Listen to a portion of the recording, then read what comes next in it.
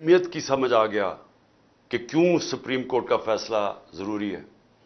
اور اب جب کہ 15 کے 15 سپریم کورٹ کے جو ججز ہیں وہ ایک چیز پہ سب متفق ہیں کہ 90 دن کے اندر الیکشن ہونا چاہیے جب اسمبلیز ڈیزالو ہوں. تو اب یہ سارے مل کے کہ کیونکہ کہیں سپریم کورٹ فیصلہ نہ کر دے 90 دن اور الیکشنز ہو جائیں، وہ الیکشنز کے خوف کی وجہ سے یہ اس وقت یہ سب کچھ آپ تماشا دیکھ رہے ہیں. اور یہ اس لیے کیوں الیکشن سے بھاگے ہوئے مجھے آپ کو بتانے کی ضرورت نہیں ہے کہ 2 دن پہلے رپورٹ آئی، عوام کو تو پتہ ہے کہ جو میں باتیں کر رہا ہوں. بلومبرگ جو کہ ایک انٹرنیشنل ایک دنیا کی معیشت کے اوپر ایک ایسا ریسپیکٹڈ رسالہ ہے جو ساری دنیا میں پڑھا جاتا ہے، وہ کہتا ہے کہ پاکستان کا آج حال سری لنکا سے برا ہو گیا ہے. جو سری لنکا کے اندر جو مہنگائی ہے وہ پاکستان کی اس سے آگے بڑھ گئی ہے. سری لنکا سے مہنگائی کی وجہ سے لوگ سڑکوں پہ آئے تھے. تو سری لنکا سے آج ہمارے حالات برے ہو گئے جب سے جنرل باجوہ نے تحفہ دیا ان چوروں کو ہمارے اوپر بٹھانے کا. 1 سال پہلے میں پھر سے کہتا ہوں دشمن بھی پاکستان سے وہ نہ کر سکتا جو جنرل باجوہ اس قوم سے کر کے گیا. ان کو بٹھایا اوپر، انہوں نے آ کے ساری اکانومی تباہ کر دی. اپنے آپ کو انہوں نے 1100 ارب روپے کے کیسز معاف کروا لیے. انہوں نے آتے ساتھ ہی اپنے آپ کو ECL سے کیبنٹیں ہٹا دیا تاکہ یہ باہر جا سکے، کیونکہ سارا پیسہ باہر پڑا ہوا ہے، عیاشی باہر ہے. اور انہوں نے ملک کی معیشت کو تباہ کر دیا. اور آج جو لوگ پسے ہوئے ہیں مہنگائی میں، جو لوگوں کے آج حالات ہے، پھر سے میں بتا دوں 100 روپیہ 1 سال پہلے جتنی چیزیں خریدتا تھا وہ صرف آج 62 روپے خرید سکتا ہے. 62 روپے رہ گئے ہیں اس 100 روپے میں سے. تو خریدار 100 روپے سے گر کے ایک آدمی کے پاس جو 100 روپے کا نوٹ ہے وہ صرف 62 روپے خرید سکتا ہے. اور اگر سینسٹیو پرائز انڈیکس پہ چلے جائیں کھانے پینے کی چیزیں تو وہ صرف 52 روپے رہ گئے ہیں 100 روپے میں سے. اور گرتا جا رہا ہے. ہر روز مہنگائی بڑھ رہی ہے. دنیا میں مہنگائی کم ہو رہی ہے یا مہنگائی بڑھ رہی ہے؟ تو اس لیے میں آج وہ ساری قوتیں جو ان چوروں کے پیچھے بیٹھی ہوئی ہیں، میں آپ سب کو کہہ رہا ہوں کہ آپ ابھی سے سمجھ جائیں ملک کدھر جا رہا ہے. سری لنکا کے اندر جب پبلک نکلی تھی حالات اتنے برے نہیں تھے. آج کیوں نہیں پاکستانی قوم نکل رہی؟ امید لگا کے بیٹھی ہوئی ہے کہ الیکشنز آئیں گے. وہ الیکشنز کی انتظار کر رہے ہیں کہ غصہ ان کا الیکشن میں نکلے گا، جس کی وجہ سے یہ بھاگ رہے ہیں. تو مجھے اپنی اسٹیبلشمنٹ کی نہیں سمجھ آ رہی کہ آپ کو اس میں سے کیا مل رہا ہے. ان چوروں کے پیچھے لگ کے جنہوں نے ملک کو تباہ کر دیا ہے، تو اس سے آپ کو کیا مل رہا ہے کہ ان کے پاس تو کوئی اب طریقہ ہی نہیں ہے ملک کو بچانے کے لیے. ان کے پاس تو روڈ میپ نہیں ہے.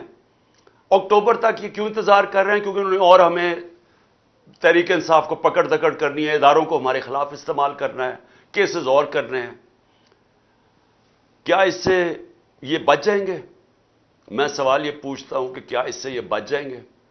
علی امین کو 1 مہینہ پکڑا، جیلوں میں پھرایا، کدھر سے کدھر، بکھر، پھر اسلام آباد، پھر اس کو لے کے گئے ادھر لاہور، لے کے آئے، تشدد کیا اس کے اوپر، پھر ادھر سے گیا پتہ نہیں شکارپور. تو کیا ہوا؟ 20 کلومیٹر لمبا اس کو جلوس لینے آیا ڈی آئی خان میں. وہ علی امین کہتا ہے میں نے کبھی اس طرح کی عوام کا رویہ ہی نہیں دیکھا. انہوں نے اس کو اتنا بڑا ہیرو بنا دیا. تو کیا فرق پڑا؟ کیا یہ پکڑ دکڑ سے کچھ بدل جائے گا؟ کیا یہ عمران خان 2 دفعہ مجھے قتل کرنے کی کوشش کی، کیا میں رک گیا ہوں؟ میں پھر نکل رہا ہوں، میں پھر جا رہا ہوں پبلک میں پھر جلسے کر رہا ہوں. بدھ سے میں جلسے کر رہا ہوں، 14 تک کروں گا. یہ جو بھی آپ سمجھ رہے ہیں کہ یہ خوف زدہ ہو کے یہ کہ ایک تحریک جو لوگوں کے دلوں میں چلی گئی ہے وہ رک جائے گی. 4200 جگہ پہ لوگ نکلے ہیں. اور میں آپ کو اب یقین دلاتا ہوں کہ میری جو اگلی کال ہوگی وہ اس سے زیادہ لوگ نکلیں گے. اور یہ ضروری نہیں کہ اگر آپ اس طرح دباتے رہیں لوگوں کو اور پکڑ دکڑ کرتے رہیں تو ہم چپ کر کے بھیڑ بکریوں کی طرح اسی طرح ہی بیٹھے رہیں گے. ہم صرف اپنی ملک کی معیشت دیکھتے ہوئے، کیونکہ ہم نے باہر نہیں بھاگنا. ابھی تک میری جگہ یہ دوسرے ہوتے تو باہر بھاگے ہوتے بڑی دیر کے. ہم نے یہاں جینا مرنا ہے. اس لیے ملک کا سوچ رہے ہیں کہ اگر ہم نے یہاں سڑکوں کے اوپر نکلا ہے جس طرح سری لنکا میں لوگ نکلے تھے، تو یہاں تو معیشت تو آگے بیٹھ گئی ہے. تو اس لیے میں سب کو آج کہہ رہا ہوں کہ یہ جو آپ ظلم کر رہے ہیں اور جو ہمارے کارکنوں کو پکڑ رہے ہیں، اس سے تحریک نہیں رکنے لگی، اس کو اور تیزی سے اوپر جا رہی ہے، لیکن اس سے ملک کو آپ تباہی کی طرف لے کے جا رہے ہیں.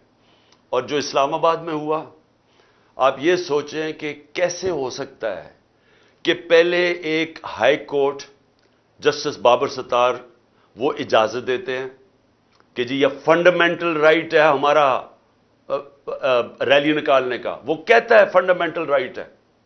رات کے 2 بجے پولیس کہتی ہے نہیں آپ نکال سکتے. کیوں نہیں نکال سکتے؟ اور کس چیز کے لیے ریلی نکال رہے ہیں؟ آئین کی، اپنے آئین کی بالادستی کے لیے ریلی نکال رہے ہیں، کوئی انتشار کے لیے نہیں نکال رہے، رول آف لا کے لیے ریلی نکال رہے ہیں. اجازت نہیں دیتے. اور اجازت ہی نہیں صرف دیتے، وہاں آپ دیکھیں عورتیں وہ بیچاری کھڑی ہیں سائڈ پہ، ان کو پکڑ کے جیلوں میں ڈال رہے ہیں، ساری دنیا کے سامنے منہ کالا کروا رہے ہیں پاکستان کا. اور اس کے بعد ہمارے رات کو ورکرز کو پکڑنا شروع کر دیتے ہیں. 50-60 ورکر پکڑ لیے ہیں، سرگودا میں علیحدہ ورکر پکڑ رہے ہیں. تو کیا یہ اس سے ثابت کیا کر رہے ہیں آپ کہ وہ اسلام آباد کا جو آئی جی ہے وہ ایک جرائم پیشہ آدمی ہے؟ مجھے پتا ہے، میں نے اس کا کیس دیکھا ہوا ہے. سیف سٹی کے اندر وہ کرپشن کے اندر سزا ہونے لگی تھی اس کو. دوسرا جرائم پیشہ آدمی شہباز شریف جب پرائم منسٹر بنا، اس کو سزا ہونے والی تھی 24 ارب کے کیس میں. اس نے پہلی چیز اپنی طرح کے لوگوں کو اس کو لا کے وہاں بٹھا دیا. اور کیونکہ وہ غلام ہے شہباز شریف کا، وہ پولیس والا نہیں ہے. پولیس کتاب پہ چلتی ہے، رول آف لا پہ چلتی ہے. پولیس کے قانون لکھے ہوئے ہیں کتاب میں کہ کیا کر سکتے ہیں کیا نہیں کر سکتے. لیکن یہ غلام ہے شہباز شریف کا، مجرم شہباز شریف کا، کیونکہ یہ اس کی وجہ سے بچا ہوا ہے جیل میں، لہٰذا اس کے گندے کام کرنے کے لیے تیار ہے. یہی آدمی ملوث تھا ڈرٹی ہیری کے ساتھ مجھے جوڈیشل کمیشن میں مروانے کے لیے، یہ اس کے اندر بھی شامل تھا. اس نے مل کے جو ہمارے اسلام آباد کی کوئی 500 ورکرز کو پکڑ چکا ہے، باری باری کبھی جیلوں میں ڈالتے ہیں، پکڑتے ہیں، لوگوں کے گھروں میں پولیس گھس جاتی ہے. یہ کون سی جمہوریت ہے؟ اور کیا ہوگا اس سے؟ کیا یہ جیت جائیں گے چور الیکشنز؟ میں اس لیے آج ساروں کو پیغام دینا چاہتا ہوں کہ یہ جو اگلی باری میں کال دوں گا وہ اس سے بہت بڑی کال ہوگی. اور یہ آپ جیل اور پکڑنے دکڑنے سے کوئی فرق نہیں پڑنے لگا. اور اگر ہم نے اپنے ملک کو اس دلدل سے نکالنا ہے، کوئی بھی کسی بیوقوف آدمی سے بھی پوچھ لیں کہ سوائے الیکشن کے اور دوسرا راستہ ہی کوئی نہیں ہے. دنیا کے سارے ماہرین یہ کہتے ہیں. پاکستان کے اندر کوئی بھی کسی بھی جو ماہر بھی نہیں ہے پالیٹکس کا، جو اکانومسٹ ہے، وہ بھی کہہ رہا ہے کہ جب تک آپ کی الیکشن نہیں ہوگی پولیٹیکل سٹیبلٹی نہیں آئے گی اور تب تک آپ کی معیشت اٹھ ہی نہیں سکتی. تو صرف عمران خان کو باہر رکھنے کے لیے ملک کو تباہی کی طرف لے جایا جا رہا ہے. یعنی یہ تاریخ معاف نہیں کرے گی کسی اس انسان کو جس نے جو یہ کر رہا ہے اس ملک کے ساتھ. اس سے بڑی غداری ملک سے ہو سکتی نہیں ہے جو آج ہو رہی ہے. میر جعفر چھوٹا نام ہے، میر جعفر چھوٹا نام ہے جس آدمی نے ہماری گورنمنٹ 1 سال پہلے گرائی اور جدھر آج پاکستان کو پہنچایا، میر جعفر اس کے لیے چھوٹا نام ہے. دشمن نہیں کر سکتا. میں پھر کہتا ہوں، دشمن پاکستان کو اتنا نقصان نہیں پہنچائے گا جو اس نے ہمارے اوپر پہنچایا. اس ملک کو سارے مل کے ہم اٹھا سکتے ہیں. یہ قوم اس ملک کو نکال سکتی ہے. کوئی باہر کی اب طاقت کوئی مدد کرنے کے لیے تیار نہیں ہے. دیکھ ہی لیا کہ ہندوستان میں کس طرح کی ذلت کا سامنا کرنا پڑا بلاول بھٹو کو. میں اس میں کوئی شک نہیں کہ اس نے بڑا غلط، کوئی ایٹیکیٹ نہیں تھی ان کے فورن منسٹر کو، کوئی تمیز نہیں تھی. کبھی اس طرح کسی آپ ملک میں کوئی مہمان آئے کبھی آپ اس طرح نہیں کرتے، اس طرح کا رویہ نہیں کرتے. لیکن اس بیوقوف کو وہاں جانے کی کیا ضرورت تھی؟ اس نے وہاں جا کے کیا ان کو کنونس کر دینا تھا؟ یعنی آپ کا پاکستان کی جو پوزیشن ہے، کیا اس نے جا کے کوئی وہ کون سا مارکا مارنا تھا؟ اور وہ جو دوسرا چلا گیا وہاں لنڈن کے اندر جا تاج پوشی کے اوپر